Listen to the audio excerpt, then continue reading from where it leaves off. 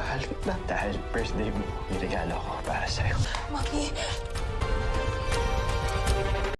Nagalit si Christina nang sabihan ni Rose na traidor siya na sinumbat niyang si Rose ang salot sa buhay nila ni Matt dahil hindi niya kayang tanggapin na hindi siya magawang mahalin ni Matt gaya ng pagmamahal niya kay Rose. Tinutok niya ang baril kay Rose pero iniwas ni Renz na sinabihan siya ni Christina na wala siyang tiwala sa binata na hindi niya sila bibigyan ng chance.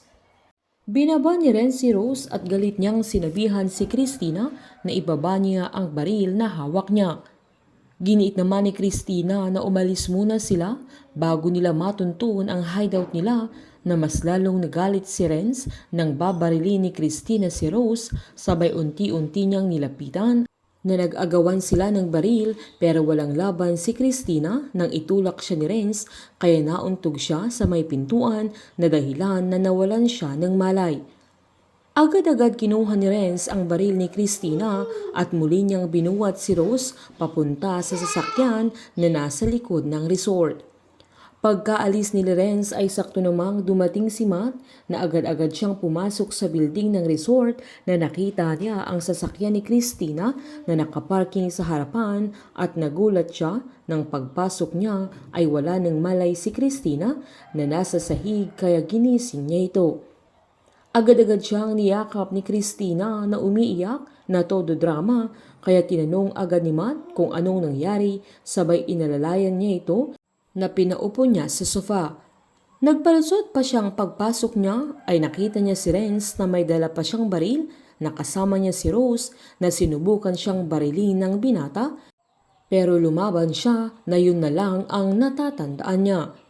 Nahalata naman ni Christina na parang hindi naniniwala si Matt sa kanya kaya tinuloy niya ang kanyang pag-iyak.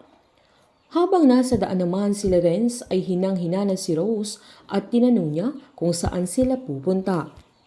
Sinabi naman ni Sandra kay Gwen na hindi naabutan ng daddy nila sila Renz at Rose sa resort pero naabutan niya doon si Christina kaya nagduda na sila na may mali sa mga nangyayari at natakot na si Gwen sa kung anong pwedeng ginawa ng kanyang mami. Tinigil naman ni Renz ang sasakyan dahil nalaman niyang planong patayin ni Christina si Rose na agad siyang bumaba at tinawagan niya si Sandra na agad namang sinagot ng dalaga at tinanong niya kung asaan na sila na nakiusap pa siyang huwag niyang sasaktan ang mami niya pero giniit naman ng binata na meron siyang kailangang malaman kaya pinagtapat na ni Renz na si Christina ang tumutulong sa kanya na dahilan na nanggagalitin na sa galit ang dalaga. Parang nabunutan ng tinik sa dibdib si Renz nang aminin niya ang buong katotohanan kay Sandra. Naaawa na siya sa kalagayan ni Rose kaya papalayain na niya at siya mismo ang maghahatid sa ospital na yun na ang pa-birthday niya kay Rose ang ibigay niya yung bagay na hinihiling sa kanya ni Rose sa mga huling sandali ng buhay niya. Agad namang pupuntahan nila Sandra si Rose sa hospital na makakasama nila ang mami niya sa araw ng birthday niya. Nangibabaw ang pagsisisi at awa sa puso ni Renz na napagtanto niyang hindi niya pwedeng angkinin si Rose na kailangan na niyang tanggapin na hindi na siya mamahalin pa ni Rose.